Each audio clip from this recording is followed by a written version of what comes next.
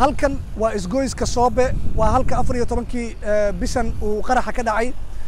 dhismayaasha burburay waxa lagu daday qaar si aan aysan burburkooda uusan u muuqan jiingad balse dhismahan waa dhismaha Soobe oo magaca isgoyskan qaatay sidaad arkaysaanba durba waxa ka bilowday dayactir oo waxa la isku dayayaa in sidiisii lagu soo celiyo halka waxa ka muuqanaya sidoo kale in iyana ay isku dayayaan dadkii guryahaas lahaa iyana ay dhismo bilaabeen oo durbaba ay isku dayayaan in nolosha ay caadi ku soo celiyaan kaliya ma aha ganacsatada waxa isku dayaya in ay soo celiyaan bilicda ama ay guryahoodii dib u dayactirtaan dawladda hoose ayaa bilowday in ay iyana laamiga oo dumay isla markaana go'ay oo bohol weyn ka samaysatay ay dib u dayactirto waxa gaadiidkan waxay isku dayayaan in ay si durba ah si degdeg ah ay u soo celiyaan oo ay laamigii sidii uu ahaa ay ku soo celiyaan halkan iyana waxaa ka muuqanaya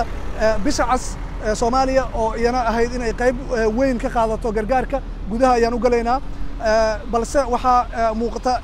iska daa in iyada ay wax gargaartay in dhibaatada ugu weynba guryaha ay soo gaartay in ay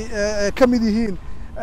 halkan waa bisha cas gaadiidkaas waxay ahaayeen gaadiidkii halkan yaalay